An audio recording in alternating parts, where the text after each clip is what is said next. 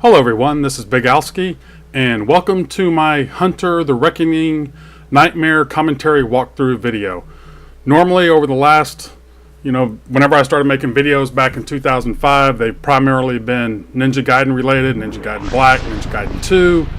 Always loved the Xbox startup. It was such a good memory. I do like playing the old games, so when this was re-released, I decided to make a Nightmare walkthrough video series. I didn't see one really, a full one on YouTube, so I decided to take a break from the Ninja Gaiden and focus on this series right here. So I'm going to let the first part of this kind of play out. Just these cutscenes at the beginnings, this whole start of it just brings back such good memories. I've said that before, I'll probably say it again. It was a lot of fun. Whenever this first came out, along with like The Suffering and some of the other games like this, good, creepy, scary games, what I always wanted to do was go through the whole game on the hardest level with each of the characters, just because it was a lot of fun. So, having said that, finished watching this scene. The new game is going to start up. You're going to see me activating the alternate costume setting and also activating to where Nightmare mode is turned on. And then after that, when I start each section, I'll always show that on, or me making sure that that is still on. So anyway, enjoy this first part of it. It kind of explains the game. I am going to show the cutscenes, so it's going to be a little bit longer. But enjoy this, and we'll see you in a few minutes.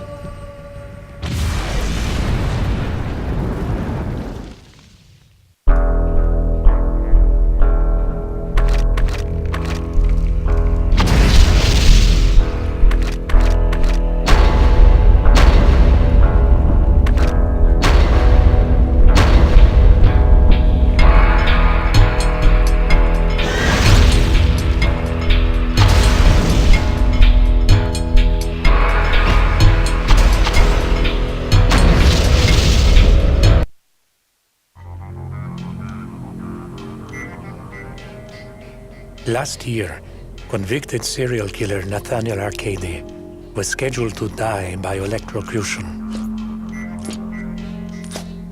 Things did not go according to plan.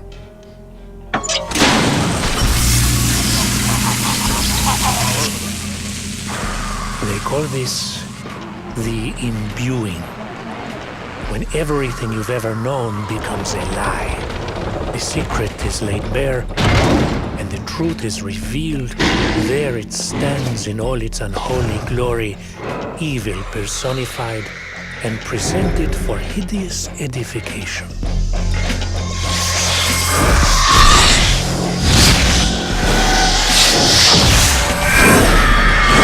Monsters exist, and they are everywhere. Of all the people present that day, only the four of us could see the guards for the monsters they were, and see the dead rise from the depths of Ashcroft prison to take their revenge. In the end, we managed to push the creatures back and finally lock them away in the prison.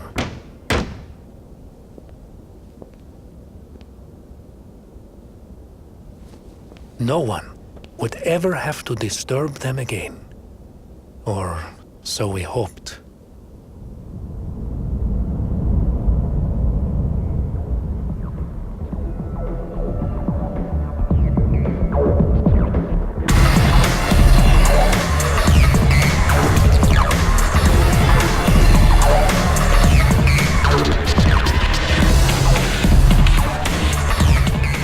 On the anniversary of Nathaniel Arcady's execution, the spirits were reawakened.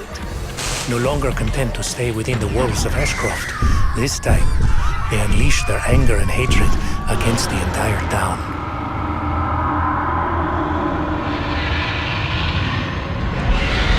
And so, we've come back, just as we promised. Back to where it all began, and our lives ended. We hunt.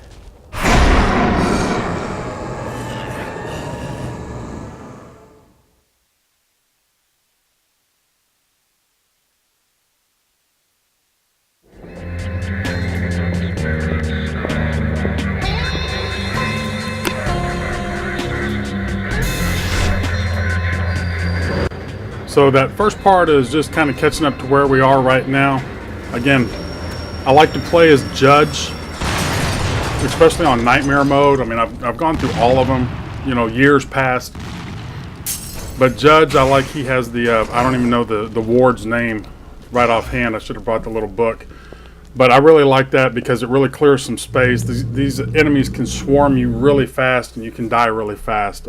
There I plugged in my controller, so nothing big there. Now, a few things to expect on this run. This, again, it is on Nightmare. You can die so fast. It's very important to keep your lives, especially for the later levels and the hardest levels. So you don't want to make any really kind of dumb mistakes and lose a bunch of lives here at the beginning. So I'm going to play this kind of methodical. I'm going to play it really on the safe side. It's something that if you try to get aggressive, like if they drop a blue or a red and you try to rush into it, it's not going to really show it right here. But they like to spawn right in front of you. So you try to rush to pick up a blue or a red, they spawn right on you, you get a couple hits, and you know, it may not have been worth it for that. So I like playing with the camera out as far as I can. As you can see, it'll take a lot of, especially later on, a lot of arrows to kill, you know, the zombies. I'm going to kill everything. I believe in going through and killing everything, even kind of doubling back. You know, all these zombies must die, or whatever they are, the Walking Dead, I don't know what they are. But anyway, I don't like to skip any fights. I don't like to skip any sections. There are a few ones later on in the game where they're just kind of never ending, and you want to run past it to get to a boss, but that's later on in the game. But for the most part, I'm going to spend the time to go make sure I've killed everybody. You know, you can walk up to an area, come back. Some of the enemies will respawn, so I'm going to be doing that. I also thought about fast forwarding or, you know, speeding up the videos or cutting it out. But then I decided against it because if people wanted to do this run, this video is going to show you, it's going to take some time. I mean, this first video is not that bad, but the second video is really long. And I didn't cut any scenes out. I didn't cut out any or speed up any fights or skip a section. There's a few sections you can skip, but you know, I want to, you know, make sure I get all those sections and kill everything. So it's going to be really boring at some parts. There's parts where I'm not going to be talking at all. I mean, there's really not much to say while all of that is going on when I'm sitting there 10 or 15 minutes just shooting these guys. Also, you get these the weapons, the shotgun, the machine gun, flamethrower, all these other weapons throughout the game. You really want to be smart with keeping those weapons for bosses. You don't want to sit there and, you know, have 200 bullets in your machine gun, and then you see a machine gun lying around and then run over it and only pick up 10 bullets. So, you know, make sure you use more, you know, more ammunition than what you're going to pick up, I guess is how to say it. You know, you'll see that again later on in the other chapters. It's like, wow, why didn't he pick up that gun? But then I'll go back and pick it up. So again, I could have rushed up here, skipped these guys. The targeting, it's not as crisp as I guess you would like. Again, I think this game came out in 2002. You see that arrow shooting completely, I guess, towards the trash can. But it's still a lot of fun to play. It's amazing how far the games have come between now and then. You know, I grew up in the late 70s and early 80s, so I played Pong and Space Invaders and Pac-Man. Xbox was my first console. Halo was my first game, but this was a game pretty close to after that. So again, I love these games. I'm going to take my time. I'm going to be methodical. It's going to be boring at some points, but I am going to fight every fight. And that's really about it for this the intro and the subway section. I just wanted to double check again. My memory gets bad, so sometimes you'll see me running around and double checking. But here's the screen for that. That's it for this first part of the video. We'll see you in the second section. Thanks a lot for watching. Take care.